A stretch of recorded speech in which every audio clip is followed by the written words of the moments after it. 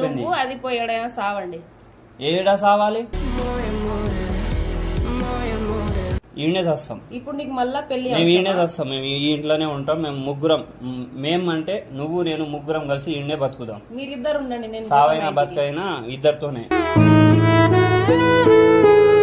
మీరిద్దరు ఉండండి ఇక్కడ, నేను పోతా మా ఇంటికి. మీ ఇంటికి పోయి ఏం చేస్తావు?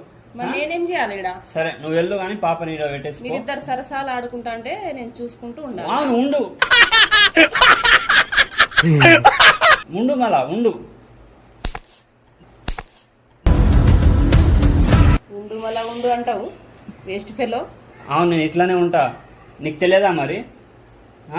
ఇప్పుడు తెలిసింది కదా, ఎప్పటికైనా తెలియాల్సిందే కదా.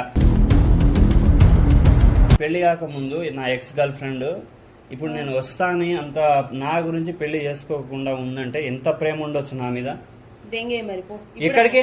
ఏం మాట్లాడుతున్నావు? ఇప్పుడే నేను ఎక్కడికి వెళ్ళిపోవాలి? నీ ఎక్స్ కదా, వెళ్ళు.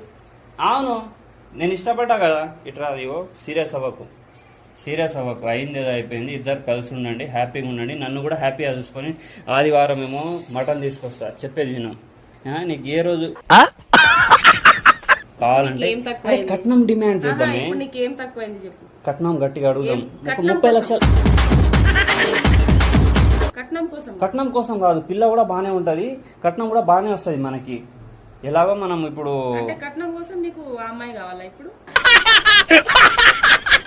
మంచి ఒక ప్లాట్ తీసుకోవచ్చు. నా మాట విను, ముగ్గురం హ్యాపీగా బతకొచ్చు. కలిసి ఉండండి, నేను పోతా. ఎక్కడ పోతావు? పాప నిన్న పెట్టేసి వెళ్ళిపో, ఏడన్నా వెళ్ళిపో. పాపను కూడా తీసుకెళ్తా. అరే మంచిగా చెప్తున్నప్పుడు వినవు, చేయవు. ఏ చేసుకుంటాలేరా?